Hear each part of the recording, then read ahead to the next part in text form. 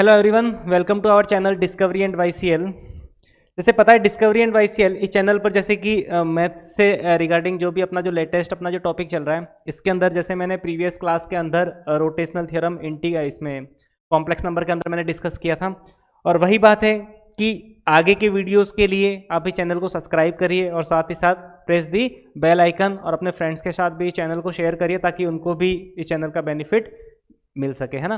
तो हमने जैसे कि रोटेशनल थ्योरम के बारे में हमने डिस्कस किया था कि किसी कॉम्प्लेक्स नंबर को एज अ वेक्टर रिप्रेजेंट कैसे कर सकते हैं, एंड साथ ही साथ अगर वेक्टर रिप्रेजेंट कर रहे हैं तो पर्टिकुलर किसी एंगल पर रोटेट करके हम वेक्टर के साथ कैसे डील कर सकते हैं। तो वो सारी चीज़ें हमने इसके अंदर डिस्कस की थी, ठीक है। अब वही बात है कि नेक्स्ट हम इसके अंदर हम कंटिन्यू करेंगे। देखो हमने थ्योरम्स कुछ डिस्कस की थी, फर्स्ट और सेकंड थ्योरम हमने पढ़ी थी कि किस तरह से एक वेक्टर को दूसरे वेक्टर पर क्या रोटेट किया जा सकता है इन कॉम्प्लेक्स नंबर, है ना। तो इसके अंदर देखो थ्योरम नंबर फर्स्ट अगर मैं डिस्कस करना चाहूँ इसके अंदर, तो जो अपनी जो थ्योरम फर्स्ट थर्ड थी, ठीक है, इसके अंदर जो थर्ड थ्योरम है इसके अंदर हम डिस्कस करने वाले हैं। जैसे कि इस तरीके से दे रखा है, देखो हमने पिछले क्लास के अंदर हम ओनली फॉर वेक्टर रोटेशन के अंदर हमने जो डील किया था वो ओनली फॉर किसके अंदर, ओरिजिन के रेस्पेक्ट में किया था, ठीक है। अब यहाँ पर रियल एक्सिस एंड यहाँ पर मैं बात कर रहा हूँ इमेजिनरी एक्सिस, ठीक है। देखो इसके अंदर मैंने क्या किया, दो वेक्टर कंसिडर कर रहा हूँ, ठीक है। अब देखो मैं ओरिजिन कंसिडर ना करके मैं वेक्टर कहीं अदर पॉइंट से, जैसे कि मैंने यहाँ से जेड नॉट से बात की, जेड नॉट से मैंने चला Z1 और यहाँ से मैंने चला Z, ठीक है। ये है point Z not, this one Z1, this one Z2। इस तरीके से मैंने क्या किया, तीन वेक्टर मैंने कंसिडर किए, Z not, Z1 and Z2। अब देखो मुझे क्या करना है, देखो सबसे पहली बात मैंने डिस्कस की थी कि अगर मुझे ए बी वैक्टर, मैं नामकरण कर देता हूं इनका, है ना, बिना नामकरण के समझ नहीं आएगा, ए बी और इसको मैंने कर दिया सी। देखो मुझे ए बी वैक्टर चाहिए, तो ए बी वैक्टर बनाने के लिए मुझे सबसे पहले देखो ए बी वैक्टर के बारे में अगर डिस्कस करें तो ए बी वैक्टर के बारे में क्या क्या जानकारी हो सकती है कि अगर ए बी वैक्टर चाहिए तो सबसे पहले हम क्या करते हैं, इस वैक्टर को निकालेंगे तो कैसे, टर्मिनल माइनस इनिशियल, यानी कि position vector of B minus position of vector of A, किसके रेस्पेक्ट में, ओरिजिन के रेस्पेक्ट में। यानी कि ए बी वैक्टर मिला, वो मिला Z1 minus Z naught, A B vector मिला Z1 minus Z naught. Same thing अगर मुझे ए सी वैक्टर चाहिए, अगर मैं यहां पर ए सी वैक्टर से डील कर रहा हूं तो इसका मतलब मुझे यहां पर भी Z2 माइनस यहां पर चाहिए मुझे Z not, Z2 minus Z not. तो Z2 minus Z not initial, है ना, टर्मिनल माइनस इनिशियल, और यहां पर भी टर्मिनल माइनस इनिशियल। अब मैंने क्या किया, इस वाले को वापस एंटी क्लॉकवाइज डायरेक्शन में, इन एंटी क्लॉकवाइज डायरेक्शन, यहां पर मैंने इसको क्या कर दिया, रोटेट कर दिया। सेकंड देखो थ्योरम क्या है, इसी का एक पार्ट मैं और कंसिडर करता हूं, ठीक है। फोर्थ थ्योरम, फोर्थ के अंदर हम वापस इसी के साथ डील करेंगे। देखो फोर्थ थ्योरम क्या है अपनी, फोर्थ थ्योरम में भी इसी तरह का एक फोटो बना रहा हूं मैं ताकि यहां पर ये सारी चीजें क्लियर हो जाए, है ना। दोनों में ही एक्स, हर बार आदत पड़ी हुई है ना एक्स एक्सिस और वाई एक्सिस, तो हमें अभी आदत डालनी पड़ेगी रियल एक्सिस और इमेजनरी एक्सिस, है ना, क्योंकि कॉम्प्लेक्स नंबर में ये एक्सिस हमेशा क्या होती है, रियल एक्सिस होती है, and this will be imaginary axis. यहाँ पर हम क्या करेंगे, इमेजनरी एक्सिस। तो अब हम क्या करेंगे, रियल एंड इमेजनरी एक्सिस से डील करेंगे। देखो यहाँ पर भी मैं क्या कर रहा हूँ, दो कॉम्प्लेक्स नंबर, है ना, यहाँ पर भी मैंने दो कॉम्प्लेक्स नंबर बनाए, तो यहाँ पर एक वाला पॉइंट ले लेता हूँ जेड नॉट, ठीक है, और जेड नॉट को मैंने यहाँ से यहाँ तक भगा दिया, फिर यहाँ से यहाँ तक भगा दिया, ये वाला पॉइंट बन गया अपना Z1, this will be Z2। यहाँ पर मैंने इस तरह से मान लिया ये वाला वेक्टर और ये वाला वेक्टर, आज भी इसको हम नाम देंगे, ठीक है। यहाँ पर इसको नाम देने वाले हैं, क्या चाहिए हमें इस वेक्टर को, तो terminal minus initial Z1 minus Z not, और यहाँ पर भी हम इसी तरह से करेंगे Z2 minus Z not, terminal minus initial. देखो एंगल की डायरेक्शन मैंने थीटा रखी है in clockwise direction, clockwise direction, दोनों में बस फर्क सिर्फ इतना है, यहां पर हम एंटी क्लॉकवाइज रोटेट कर रहे हैं और वहां पर हम क्या कर रहे हैं, क्लॉकवाइज रोटेट कर रहे हैं। देखो दोनों ही केस में मैग्नीट्यूड की अगर बात करें तो मैं मैग्नीट्यूड डिफरेंट लेके चल रहा हूं, है ना। अगर मैग्नीट्यूड सेम होंगे उस केस में ऑटोमेटिक वो वाली वैल्यू आपस में कैंसल आउट हो जाएगी। इसका मतलब अब मुझे क्या करना है, Z1 माइनस जेड नॉट को इन एंटी क्लॉकवाइज डायरेक्शन में मुझे रोटेट करना है। तो वही बात है Z1 माइनस जेड नॉट को ई की power iota theta in direction of anti clockwise rotate करना है और हमें क्या मिलेगा, Z2 माइनस जेड नॉट। देखो मैंने बताया दोनों के अंदर क्या है, मॉड्यूलस सेम नहीं है, तो मैंने क्या कर दिया, mod of Z2 minus Z not से यहाँ पर भी डिवाइड कर दिया और यहाँ पर मैं इसके मॉड से Z1 माइनस जेड नॉट के मॉड से, यानी कि वही बात है, हम यूनिट वेक्टर निकालते हैं, वही वाली सिचुएशन यहाँ पर भी हम क्या कर रहे हैं, डिस्कस कर रहे हैं। इक्वल्स टू यहाँ पर मैं बीच में लगा देता हूँ, तो ये वाली प्रॉब्लम शायद सभी को समझ आएगी होगी, क्योंकि हमने पिछली क्लास में ये वाली चीज़ें डिस्कस की थी। क्या किया मैंने, Z1 माइनस जेड नॉट को ई की पावर आयोटा थीटा से रोटेट किया और हम Z2 माइनस जेड नॉट पर पहुँचे। तो Z2 माइनस जेड नॉट यहाँ पर इसके मॉड्यूलर से डिवाइड कर दिया, इसके मॉड्यूलर से डिवाइड कर दिया। सोचो अगर इन दोनों के आपस में मैग्नीट्यूड अगर सेम भी हो गए, मैग्नीट्यूड सेम भी हो गए, तो इन दोनों वैल्यू को आपस में बजाया जा सकता है। तो इस तरह से ये वाली वैल्यू कंसिडर की जाती है। देखो यहाँ पर भी मैं इसी तरह से करूंगा। डायरेक्शन क्या है, क्लॉकवाइज डायरेक्शन। क्लॉकवाइज डायरेक्शन के अंदर मैंने क्या किया, Z1 माइनस जेड नॉट है ना, इसका मॉड्यूलस भी लगा देता हूँ Z1 माइनस जेड नॉट, क्योंकि दोनों मॉड्यूलस अगर सेम नहीं माने तो ई की पावर, अब मैं इसको घुमाऊंगा माइनस आयोटा थीटा, और यहाँ पर जो वेक्टर हमें मिलने वाला है वो मिलने वाला है Z2 minus Z naught whole divided by Z2 minus Z naught का मॉड। तो इस तरह से हम क्या कर सकते हैं, वेक्टर की तरह इसको रोटेशनल थ्योरम में इसको एज ए ट्रीट कर सकते हैं कि किस तरह से दो वेक्टर, अगर दोनों पॉइंट आपस में डिफरेंट है तो उस केस में उसको किस तरह से रोटेट किया जा सकता है। तो ये देखो थर्ड और फोर्थ जो थ्योरम है अपने आप में बहुत ही ज़्यादा इंपॉर्टेंट है कि पॉइंट अगर कहीं अलग जगह पर लाई कर रहा है ना, जेड नॉट ओरिजिन ना होके अगर ये ओरिजिन की जगह अगर किसी अदर पॉइंट पर शिफ्ट हो चुका है, तो उस केस में जो भी प्रॉब्लम सॉल्व होती है उसके साथ हम कैसे डील किया करेंगे, तो सारी बातें इसके अंदर डिस्कस की जाती है। चलिए इस पे बेस हम एक क्वेश्चन कंसिडर करते हैं ना। जब क्वेश्चन करेंगे तो सारी चीज़ें हमें पता चलेगी, ठीक है। हम एक इसके अंदर इस तरह से एक क्वेश्चन कंसिडर करते हैं, ठीक है। देखो एक स्क्वायर कंसिडर किया मैंने क्या किया, एक स्क्वायर। देखो ज्योमेट्रिकल प्रॉब्लम्स ज़्यादा बनती है रोटेशन के अंदर, यहाँ पर मैंने क्या किया, एक स्क्वायर कंसिडर किया, है ना। इस तरीके से मैं एक स्क्वायर बना लेता हूँ, ठीक है। थोड़ा सा रेक्टेंगल जैसा दिख रहा है, कोई दिक्कत नहीं है यहाँ पर, है ना। अब मैंने क्या किया, इसके जो सेंटर है यहाँ पर मैं थोड़ा अलग पेन से बना लेता हूँ, इसके जो डायगोनल है, डायगोनल को मैं इस तरह से बना देता हूँ, यहाँ पर, ठीक है, यहाँ पर इस तरह से बना दिया। अब देखो यहाँ पर जो इसके जो डायगोनल है वो आपस में इंटरसेक्ट कर रहे हैं, उस पॉइंट के कोऑर्डिनेट माना कि जेड नॉट दे रखा है हमें, क्या दे रखा है, 1 plus iota. Z not they रखा है माना कि 1 प्लस आयोटा, और ये है Z1, ये है Z1 जो दे रखा है 2 माइनस आयोटा।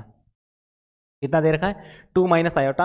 अब हमें क्या करना है, रिमेनिंग वर्टेक्स हमें Z2 भी चाहिए, ठीक है। Z2 क्या होगा, Z1 Z2 Z3 क्या होगा, ठीक है, और Z4 क्या होगा। इन चारों पॉइंट के अब हमें क्या करने हैं, वर्टेक्स निकालना है ना। Z1 Z2 Z3 and Z4 इन चारों पॉइंट के कोऑर्डिनेट क्या रहने वाले हैं वो हमें क्या करने हैं, डिस्कस करने। तो देखो एक चीज़ हमें पता है कि अगर हम क्या करें, इस वाले को थोड़ी देर के लिए मैं क्या कर देता हूँ, ये वाला पोर्शन में बाहर निकाल देता हूँ, है ना। थोड़ा अलग पेन से लिख लेता हूँ इसको। मैंने इस वाले पॉइंट को बिल्कुल यहाँ से रोटेट करते हुए बाहर निकाल लिया, ठीक है। इस वाले पॉइंट, ये वाला जो पॉइंट है वो क्या है, 1 प्लस आयोटा, और ये वाला पॉइंट है 2 माइनस आयोटा, ठीक है। और इनके बीच का एंगल देखो, यहाँ पर जो डायगोनल आपस में इंटरसेक्ट होते हैं वो कितने, 90 डिग्री पे होते हैं, यानी कि ये वाला जो एंगल हो गया वो कितना हो गया, 90 डिग्री, ठीक है। देखो डायरेक्शन कौन सी, एंटी क्लॉकवाइज डायरेक्शन, है ना। इस वाला एंगल की डायरेक्शन क्या, एंटी क्लॉकवाइज डायरेक्शन। ये वाला एंगल है 92 डिग्री, सॉरी 90 डिग्री, है ना। तो यहाँ पर 90 डिग्री हमने कंसिडर कर दिया। अब देखो हमने क्या किया, देखो वेक्टर रोटेशन लगा रहा हूँ मैं। वेक्टर रोटेशन कैसे लगा रहा हूँ, ये वाला जो वेक्टर है इस तरह से, अगर मैं इस वाले वेक्टर को टर्मिनल माइनस इनिशियल यानी कि 2 minus iota, terminal minus initial क्या है, 1 माइनस आयोटा, यानी बेसिकली कितना मिला, 2 माइनस 1 यानी कि 1 माइनस 2 आयोटा। ये 1 माइनस 2 आयोटा अपने आप में कौन सा वेक्टर है, इसका नामकरण कर दूं मैं Z0 और Z1 ऑलरेडी दे रखा है, ठीक है। Z0 और यहाँ पे दे रखा है Z1, ये वाला दे रखा है वो कितना है Z1। यानी कि हमने क्या किया, क्या निकाला, Z1 minus Z0, Z1 minus Z0 vector मिला, वो क्या मिला 1 माइनस 2 आयोटा। तो मैंने क्या किया Z1 माइनस Z0, देखो यहाँ पर अगर मैं रोटेशनल थ्योरम लगाऊँ तो मैं क्या करूँगा, इस वाले वेक्टर को इस तरह से क्या कर रहा हूँ, एंटी क्लॉकवाइज डायरेक्शन में घुमा रहा हूँ। तो इसका मतलब इस वाले वेक्टर को Z1 Z0, Z1 minus Z0, देखो पहली बात तो इस वाली लाइन के और इस वाली लाइन, देखो डायगोनल दोनों ही मिड पॉइंट पर इंटरसेक्ट करते हैं स्क्वायर के अंदर, तो दोनों ही जो लाइनें दे रखी है, ये वेक्टर और ये वेक्टर, दोनों का मैग्नीट्यूड तो हमेशा क्या होगा, सेम होगा। तो क्या किया हमने, Z1 माइनस Z0 इस वाले वेक्टर को e की पावर आयोटा 90 डिग्री से घुमाया और मुझे मिला Z2 माइनस Z0। क्या मिला, Z2 माइनस Z0। ये वाली चीज तो समझ में आ गई होगी, दोनों के मॉड्यूलस सेम है तो मैंने क्या कर दिया, अपॉन में बिल्कुल आपस में वैल्यू कैंसिल आउट कर दी। अब देखो ये वाला जो वेक्टर मिला है Z1 माइनस Z0 जो वेक्टर मिला है वो 1 माइनस 2 आयोटा है, यानी कि 1 माइनस 2 आयोटा, 1 माइनस 2 आयोटा, ई की पावर आयोटा पाई बाई 2 कितना होता है आयोटा, है ना। देखो ई की पावर आयोटा थीटा, ई की पावर आयोटा अगर मैं पाई बाई 2 की बात करूं तो वो होगा कॉस पाई बाई 2, है ना। ई की पावर यहाँ पर e की पावर आयोटा पाई बाई 2, तो ये होगा cos pi by 2 plus iota sine pi by 2, cos pi by 2 plus iota sine pi by 2, cos pi by 2 ये तो 90, ये तो अपने आप में क्या हो गया 0, और ये अपने आप में कितना हो गया 1, ठीक है, ये 0 और 1, यानी कि फाइनली आउटपुट कितना आ गया, प्लस का आयोटा। तो यहाँ पर आयोटा लिख दिया मैंने, और ये वैल्यू किसके इक्वल है, Z2 माइनस Z0, ठीक है। इसका मतलब क्या हो गया, देखो आयोटा से जैसे ही मैंने मल्टीप्लाई किया तो 1 इंटू आयोटा कितना बन गया आयोटा, एंड साथ ही साथ माइनस 2 इंटू आयोटा स्क्वायर, देखो आयोटा स्क्वायर अपने आप में -1 होता है, तो -1 इंटू -2, तो ये हो गया अपना प्लस का 2, यानी इस तरीके से ये मिला आयोटा प्लस 2, और साथ ही साथ ये माइनस का Z0 उधर जाएगा तो प्लस का Z0 होगा, और Z0 अपने आप में क्या है 1 प्लस आयोटा, और ये वाली वैल्यू किसके इक्वल मिल गई है Z2। तो Z2 जो पॉइंट मिला है वो कितना हो गया अपना, इस तरह से आयोटा और आयोटा 2 आयोटा और 2 प्लस 1 3, तो रियल पार्ट तो हो गया अपना 3 प्लस 2 आयोटा, 3 प्लस 2 आयोटा अपने Z2 वाले पॉइंट के कोऑर्डिनेट मिल गए, यानी कि इस वाले पॉइंट के जो कोऑर्डिनेट होंगे वो कितने होंगे 3 प्लस 2 आयोटा।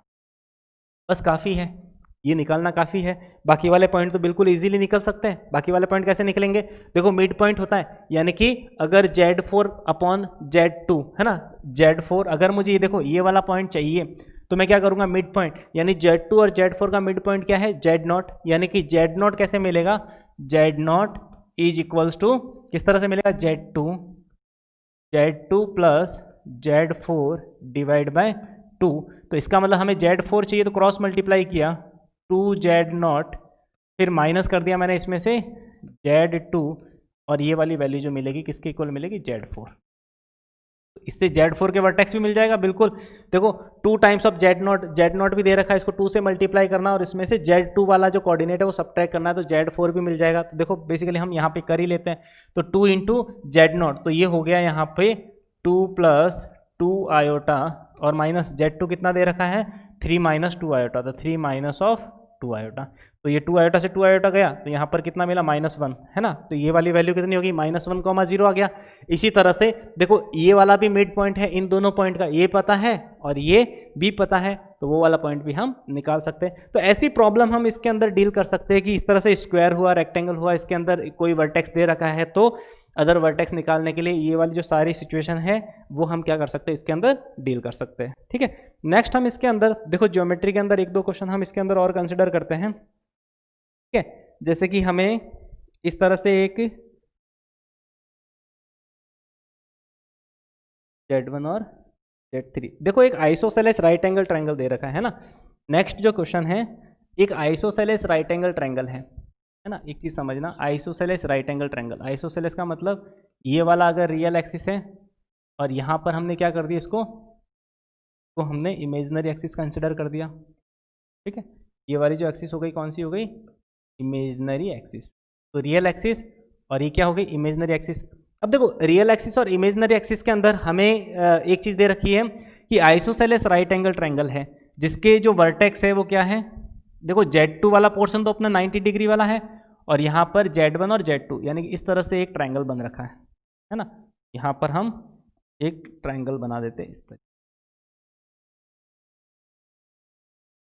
समझ आया। तो ये हो गया Z1, ये हो गया Z2 एंड Z3। ये वाला कितना है π/2, 90 डिग्री। ठीक है, देखो क्वेश्चन क्या कह रखा है कि एक आइसोसेलेस राइट एंगल ट्रायंगल दे रखा है, मैं नामकरण कर देता हूं AB। ठीक है, एक आइसोसेलेस राइट एंगल ट्रायंगल, देखो आइसोसेलेस राइट एंगल ट्रायंगल का मतलब ये वाली साइड लेंथ इस वाली साइड लेंथ के हमेशा क्या है, इक्वल है। तो इसका मतलब एक ट्रायंगल दे रखा है ABC जो आइसोसेलेस राइट एंगल ट्रायंगल है, और जो 90 डिग्री वाला जो वर्टेक्स है वो बेसिकली Z2 से रिप्रेजेंट हो रहा है ना। तो आइसोसेलेस राइट एंगल ट्रायंगल जिसके वर्टेक्स है Z1, Z2, Z3 and Z2 जो है वो राइट एंगल वाला पोर्शन है। तो मैंने बिल्कुल ट्रायंगल इस तरह से शो कर दिया। तो अब हमें प्रूफ करना है, क्या प्रूफ करना है कि Z1 स्क्वायर प्लस, है ना, Z1 स्क्वायर साथ ही साथ Z1 square plus 2Z2 square plus 2Z2 square plus Z3 square, Z1 square plus 2Z2 square plus Z3 square is equals to, यहाँ पर जो हो जाएगा 2Z2 Z1 प्लस Z3, है ना। प्रूव दैट दिस इज, है ना, ये वाला कॉन्सेप्ट हमें क्या करना, प्रूफ करना। तो ये देखो आइसोसेलेस राइट एंगल ट्रायंगल है, इसका मतलब अब हमें क्या करना है, ये चीज प्रूफ करनी है। तो देखो प्रूफ करने के लिए वापस वही हम तो क्या करेंगे, रोटेशन लगा लेंगे। रोटेशन कैसे लगाएंगे कि देखो अगर हमें इस वाले वेक्टर के बारे में आइडिया पता चल जाए कि अगर BC वेक्टर की बात करें तो BC वेक्टर हमारे पास Z3 माइनस क्या मिलने वाला है, Z2। ठीक है, BC वेक्टर। अब साथ ही साथ अगर हम BA वेक्टर की बात करें तो BA वेक्टर टर्मिनल क्या है, Z1 माइनस इनिशियल कितना है, Z2। बहुत ही इजीली अब यहाँ पर एंटी क्लॉकवाइज डायरेक्शन में 90 इसको घुमा दो, इस वाले वेक्टर को 90 घुमा दो, दोनों के मैग्नीट्यूड सेम ही है तो दिक्कत ही नहीं होगी। तो Z3 माइनस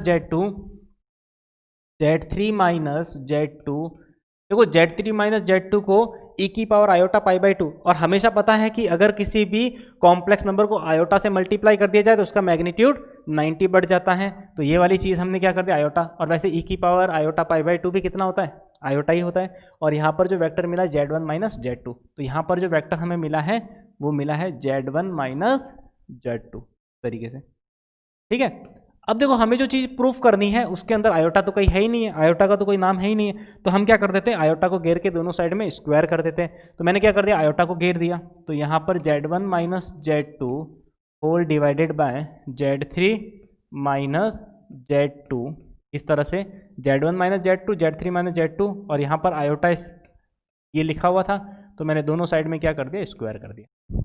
ठीक है, जैसे ही स्क्वायर किया अब इसको थोड़ी देर के लिए सिंप्लीफाई करते हैं। Z1 माइनस Z2 का होल स्क्वायर यानी कि Z1 square plus Z2 square minus 2Z1 Z2। ठीक है, यहाँ पर ये आ गया इक्वल्स टू आयोटा स्क्वायर क्या होता है, -1। -1 को ऐसे कैसे लिख दिया, और इसका स्क्वायर मैंने उधर मल्टीप्लाई भी कर दिया तो क्या हो जाएगा, Z³ square plus Z2 square और माइनस का 2Z3 Z2। ठीक है, ये चीज़ क्लियर हो गई। अब देखो यहाँ पे Z1 और ये Z1 स्क्वायर, ये तो सिंपल है, Z1 स्क्वायर को तो मैंने ऐसे कैसे लिख दिया, फिर प्लस देखो Z2 यहाँ पर भी है, Z2 यहाँ पर माइनस का तो इधर आ जाएगा तो प्लस का हो जाएगा तो 2Z2 स्क्वायर। ठीक है, फिर इधर माइनस का Z3 तो इधर आ जाएगा तो प्लस का Z3 स्क्वायर, है ना। तो ये वाली टर्म चारों हो गई, और ये 2Z1 Z2 उधर जाएगा तो क्या हो जाएगा, प्लस का, और ये ऑलरेडी माइनस और माइनस कितना दे रखा है, प्लस। तो इसका मतलब यहाँ पर भी 2 ऑफ Z2 दोनों में कॉमन आ गया तो मिला Z1 प्लस Z3। तो रोटेशन से देखो अपने आप में क्वेश्चन कितना इजीली प्रूव हो गया, हमें और इक्वेशन बनाने की जरूरत ही नहीं पड़ी। बस इसके अंदर हमने क्या कर दिया, फाइनली आयोटा को घेर लिया, है ना। हमारा मेन जो मोटो था वो क्या कर दिया, बेसिकली आयोटा को घेर के हमने फाइनली क्या कर दिया, अपना जो कंक्लूजन था बेसिकली जो प्रूफ करने के ऊपर, तो फाइनली हमने फोकस किया उसके ऊपर, हमें पता चला कि आयोटा है ही नहीं, तो आयोटा को घेर के हमने क्या कर दिया, उसका स्क्वायर कर दिया। ऐसे ऐसे और भी बहुत सारे क्वेश्चन बनते हैं, जैसे कि हम इसके अंदर एक स्क्वायर के अंदर देखो मैं डबल रोटेशन करके बताता हूँ कि अगर Z1 Z2 Z3 किसी भी इस तरीके से अगर हम बात करें Z1 Z2 Z3 किसी भी इक्विलेटरल ट्रायंगल के अगर वर्टेक्स है ना, इक्विलेटरल ट्रायंगल के वर्टेक्स हैं तो हमें प्रूफ करना है। देखो नेक्स्ट जो क्वेश्चन है कि if Z1 Z2 Z3 are vertices of equilateral triangle. देखो Z1 Z2 Z3 अगर किसी भी इक्विलेटरल ट्रायंगल के वर्टेक्स हैं, है ना, जैसे यहाँ पर मैंने इस तरह से डिस्कस किया, थोड़ी देर के लिए ऐसे तो इसको कर देते हैं, ठीक है। अब यहाँ पे Z1 Z2 और ये क्या है Z3, Z1 Z2 और क्या दे रखा है Z3। देखो Z1 Z2 और Z3 किसी इक्विलेटरल ट्रायंगल के क्या है वर्टेक्स है। इक्विलेटरल ट्रायंगल के वर्टेक्स होने का बस इतना सा मीनिंग है कि इसके अंदर क्या होगा कि सारे के सारे जो एंगल होंगे वो कितने होंगे 60 डिग्री, और साथ ही साथ सारे के सारी जो साइड लेंथ होगी वो भी आपस में क्या हो जाएगी इक्वल। ये वाली साइड लेंथ, ये वाली साइड लेंथ और ये वाली साइड लेंथ, तीनों के तीनों साइड लेंथ आपस में क्या हो गई इक्वल हो गई। तो इसका मतलब देखो Z1 Z2 एंड Z3 अगर हम इसके बारे में डिस्कस करें तो अगर तीनों ही अगर इक्विलेटरल ट्रायंगल के वर्टेक्स है तो हमें प्रूफ करना है, क्या प्रूफ करना है, हम इस तरह से प्रूफ करते हैं sigma Z1 square is equals to sigma Z1 Z2, sigma Z1 Z2। देखो ये वाली साइक्लिक सिग्मा लिखा हुआ है, इसका मतलब बिल्कुल सीक्वेंस से चलेगा ये, है ना। किस तरीके से ओपन होगा वो हम क्वेश्चन के अंदर डिस्कस करेंगे। हमें प्रूफ करना है कि sigma Z1 square is equals to sigma Z1 Z2, यानी कि Z1 square plus Z2 square plus Z3 square is equals to Z1 Z2 plus Z2 Z3 plus Z3 Z1। तो इस तरह से हमें क्या करना है डिस्कस करना है। तो देखो हम क्या करते हैं इसके अंदर कुछ रोटेशन लगा देते हैं, है ना। रोटेशन का फंडा क्या है, देखो अगर हमें यहाँ पर मैं अगर नामकरण करूँ इसका ए बी और सी, अगर मैं इस ए बी वैक्टर की बात करूँ तो ए बी वैक्टर इसकी डायरेक्शन कुछ ऐसे है, तो ए बी वैक्टर जो मिलेगा वो Z2 माइनस Z1 जैसा कुछ मिलेगा, Z2 माइनस Z1 जैसा मिलेगा। इसी तरह से अगर मैं ए सी वैक्टर की बात करूँ तो ए सी वैक्टर की अगर मैं बात करूँ तो देखो यहाँ पर भी टर्मिनल माइनस इनिशियल, यानी कि Z3 minus Z1, Z3 minus Z1 इसकी बात करूंगा, ठीक है। अब देखो हमने Z2 माइनस Z1 को किसके ऊपर रोटेट कर दिया, Z3 माइनस Z1, और वो भी anti clockwise direction of pi by 3, 60 degree, है ना। तो इसका मतलब देखो सारे के सारे एंगल इक्वल है, मैग्नीट्यूड भी सेम है, तो रोटेट करने में हमें कोई दिक्कत नहीं होगी। तो मैंने क्या कर दिया Z2 minus Z1, Z2 minus Z1 rotate with the angle e raise to the power iota pi by, क्या मिला हमें, इस तरह से हमें जो मिला है वो Z3 माइनस Z1 मिला, यानी कि यहां पर मैं लिख देता हूं Z3 माइनस Z1। तो अपने आप में एक इक्वेशन नंबर फर्स्ट जनरेट हो गई, ठीक है। क्या तरीका है, अब मैं इसको नीचे भेज दूं और e की पावर आयोटा पाई बाई 3 को वही cos pi by 3 plus iota sine pi by 3, इसका मतलब वही बात है कि सारे सारे रियल पार्ट को मैं एक तरफ करके आयोटा को उधर करके मैं दोनों साइड में क्या कर सकता हूँ स्क्वायर कर सकता हूँ। अदरवाइज देखो एक और तरीका मैं अगर सोचूं तो इसका मतलब एक और इक्वेशन मैं यहां से जनरेट कर सकता हूं, मैं और इक्वेशन e की पावर आयोटा पाई बाई 3 से जनरेट कर सकता हूं, ताकि मैं इन दोनों को डिवाइड करके e की पावर आयोटा जो पाई बाई 3 है उसको मैं फाइनली क्या कर दूं रिमूव कर दूं। तो मैंने क्या कर दिया एक और रोटेशन लगा दिया, है ना। नेक्स्ट रोटेशन यहां से लगाया मैंने इस तरीके से, ये रोटेशन मैंने कंसिडर किया। तो इसके लिए जो वेक्टर होगा ये वाला वेक्टर होगा, इसका मतलब इसके लिए जो वेक्टर अब आएगा वो क्या होगा सी ए वैक्टर, है ना। तो यहां पर जो सी ए वैक्टर मिलेगा वो बेसिकली देखो सी ए वैक्टर, तो टर्मिनल माइनस इनिशियल, ये कितना हो जाएगा Z3।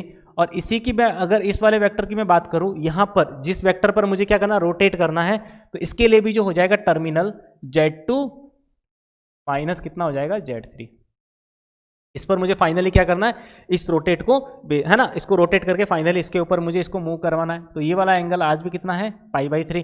तो इसका मतलब क्या है, अगर मैं इसको रोटेट कर दूं तो इसका मतलब क्या हो जाएगा Z3 माइनस Z1। देखो Z3 माइनस Z1 यहाँ वाली जो वैल्यू है वो अगर हम रोटेट करें तो Z3 माइनस सी ए वैक्टर, देखो सी ए वैक्टर कितना Z1 माइनस Z3। तो मैंने क्या किया Z1 माइनस Z3 को anticlockwise direction rotate with e raise to the power iota pi by 3 is equals to, हमें जो फाइनली मिला है वो क्या मिला Z2 माइनस Z3, ठीक है। ये वाला जो बन गई अपनी इक्वेशन नंबर 2 बन गई। देखो अब क्या करना है इक्वेशन 2 को इक्वेशन फर्स्ट से क्या कर दो डिवाइड कर दो। तो जैसे इक्वेशन 2 को मैंने इक्वेशन फर्स्ट से डिवाइड किया तो ये वाली वैल्यू तो e की पावर आयोटा पाई बाई 3 से e की power iota pi by 3 cancel out हो गया, यानी वहां पर जो वैल्यू मिली वो मिली Z1 minus Z3 divide by Z2 minus Z1, और ये वाली वैल्यू किसके इक्वल मिली Z2 माइनस Z3, है ना। ये वाली वैल्यू भी इससे डिवाइड हो जाएगी Z3 माइनस Z1, इस तरीके से, है ना। नेक्स्ट स्टेप क्या है अपना, बस क्रॉस मल्टीप्लिकेशन करो और आंसर पाओ। तो क्रॉस मल्टीप्लाई कर दिया मैंने यहाँ से यहाँ तक, तो यहाँ पर मिला Z1 Z3, है ना, एक एक लिख रहा हूँ, Z1 Z3, फिर माइनस Z1 का स्क्वायर, ठीक है, फिर माइनस Z3 का स्क्वायर, फिर साथ ही साथ माइनस और माइनस प्लस Z1 क्या मिला Z3 इज इक्वल्स टू, यानी यहाँ तक ये वाली वैल्यू मिल गई। फिर Z2 का स्क्वायर यहाँ पर मिला इक्वल्स टू Z2 का स्क्वायर, फिर Z2 इससे मल्टीप्लाई हुआ तो माइनस का Z1 Z2, ठीक है, और इक्वल्स टू, है ना। फिर यहाँ पर Z2 यहाँ पर मल्टीप्लाई हो गया, क्लियर, फिर Z2 Z1 से मल्टीप्लाई हो गया, फिर Z3 Z2, तो माइनस Z2, ठीक है, Z3 Z2 Z3, और साथ ही साथ यहाँ पर क्या मिला, माइनस और minus plus, plus Z1 Z3, plus मिला Z1 Z3, ठीक है। तो ये वाली सारी चीज़ें क्या कर दी मैंने, जैसे ही वैल्यू रख दी, तो यहाँ पर देखो कुछ पता चल रहा है, Z1 Z3 से आपस में क्या हो गया, ये वाली कैंसिल आउट हो गई वैल्यू। तो इसका मतलब क्या हुआ, Z1 स्क्वायर प्लस, देखो यहाँ पर Z1 स्क्वायर Z3 स्क्वायर और Z2 स्क्वायर, Z2 स्क्वायर उधर प्लस का है, तो इन दोनों को भी मैंने उधर प्लस का कर दिया। तो इसका मतलब यहाँ पर जो वैल्यू मिली है वो क्या मिली है, sigma Z1 square. Sigma Z1 का स्क्वायर का मतलब क्या हो गया, Z1 स्क्वायर Z2 स्क्वायर, है ना, Z1 square plus Z2 square plus Z3 square, ये सारी की सारी वैल्यू उधर चली गई। और देखो यहाँ पर 1 2 वाला इधर भेज दिया, 1 2, फिर 2 3 और 1 3, इसका मतलब यहाँ पर भी जो बन गया अपना सिग्मा, तो क्या बन गया, Z1 Z2। इसका मतलब ये वाली आइडेंटिटी हमेशा ट्रू होती है अगर Z1 Z2 Z3 किसी भी इक्विलेटरल ट्रायंगल के क्या है, वर्टेक्स है। तो इस तरह से हमने क्या कर दिया, ये वाली आइडेंटिटी प्रूफ की। देखो सिग्मा Z1 स्क्वायर का बस इतना सा मीनिंग है, sigma Z1 square cyclic sigma मैंने यूज किया है, यानी कि Z1 square plus Z2 square plus Z3 square is equals to, यहाँ पर भी सिग्मा Z1 Z2 यानी कि Z1 Z2 साइक्लिक ऑर्डर में चलेंगे, Z1 Z2 plus Z2 Z3 plus Z3 Z1, तो यहाँ पर भी साइक्लिक ऑर्डर में चल गया। तो इसका मतलब इक्विलेटरल ट्रायंगल के लिए प्रॉपर्टी यूज में ले सकते हैं, ठीक है। देखो इसके अंदर एक जैसे और मैं एक क्वेश्चन कंसिडर करूं, ठीक है, जैसे कि एक क्वेश्चन है कि एक क्वाड्रेटिक दे रखी है, x square plus p x plus q equals to 0, इसके रूट है Z1 और Z2, इसके रूट क्या है, Z1 और Z2। अब देखो साथ ही साथ ये भी दे रखा है कि Z1 Z2 and origin, Z1 Z2 and origin, Z1 Z2 और ओरिजिन, ये तीनों मिलके एक क्या कर रहे हैं, इक्विलेटरल ट्रायंगल बना रहे हैं। Z1 Z2 और ओरिजिन ये तीनों के तीनों मिलके क्या बना रहे हैं, एक इक्विलेटरल ट्रायंगल बना रहे हैं। तो इसका मतलब हमें बताना है कौन सा ऑप्शन ट्रू है। पहला ऑप्शन है P इक्वल्स टू Q, दूसरा ऑप्शन है P square equals to 3Q, ठीक है, तीसरा ऑप्शन है Q स्क्वायर, है ना, Q स्क्वायर इक्वल्स टू, थोड़ा सा इधर मैं इसको इस तरह से कंसिडर कर सकता हूँ, 3Q स्क्वायर, है ना, Q square equals to 3P, और जो फोर्थ ऑप्शन है अगर कुछ नहीं मिला तो नन ऑफ दीज तो आना ही है, ठीक है। इस तरह से मैंने लास्ट ऑप्शन क्या कर दिया, नन ऑफ दीज रखा। अब देखो इसके अंदर क्या है, अगर Z1 Z2, देखो अगर Z1 Z2 और ओरिजिन मिलके ये तीनों इक्विलेटरल ट्रायंगल बना रहे हैं, तो इक्विलेटरल ट्रायंगल के देखो एक प्रॉपर्टी होती है, इक्विलेटरल ट्रायंगल के अंदर क्या होता है, कॉम्प्लेक्स नंबर में Z1 square plus Z2 square plus Z3 square is equals to Z1 Z2, जो हमने अभी प्रूफ किया है, 1 2 2 3 एंड साथ ही साथ 3 1। ये चीज समझ में आ गई। तो इसका मतलब देखो एक वर्टेक्स क्या हो रहा है, इसका 0 हो रहा है ना, एक वर्टेक्स Z1 Z2 तो दे रखा है, जो क्या है, इस Z1 Z2 इस इक्वेशन के क्या दे रखे हैं, इस इक्वेशन के Z1 Z2 तो क्या है, रूट्स है, और Z3 क्या है, 0 है। तो यानी कि Z3 अगर 0 होगा तो इसके अंदर ये भी 0 हो जाएगा, ये भी 0 हो जाएगा, और ये भी 0 हो जाएगा, ये भी 0, ये भी 0, और ये वाली टर्म भी 0, क्योंकि Z3 तो अपने आप में 0 है। तो इसका मतलब जो अपने आप में जो फाइनली जो चीज़ें बची हैं वो बची हैं Z1 square plus Z2 square is equals to Z1 Z2, तो इस तरह से बचा है। और हमें पता है कि देखो इसके अंदर अगर इसके दोनों रूट है तो इसका मतलब हम sum of the roots Z1 plus Z2 लिख सकते हैं, जो किसके इक्वल हो जाएगा, -P, और प्रोडक्ट ऑफ द रूट अगर बात करें Z1 Z2, और प्रोडक्ट ऑफ द रूट इसके अंदर क्या मिलने वाला है, Q। तो Z1 Z2, देखो Z1 अगर मैं इन दोनों साइड में मैंने स्क्वायर कर दिया है ना, देखो एक चीज समझो, अगर मैंने क्या किया, इसके दोनों साइड में मैंने स्क्वायर कर दिया, या फिर ऐसे लिखा मैंने, इस वाली टर्म के मैंने दोनों साइड में मैंने क्या किया, स्क्वायर किया, तो यहाँ पर Z1 प्लस Z2 की जो वैल्यू है, या इसको मैं ऐसे लिख देता हूँ है ना, हमें Z1 प्लस Z2 दे रखा है, तो Z1 प्लस Z2 का मैंने क्या कर दिया, होल स्क्वायर कर दिया।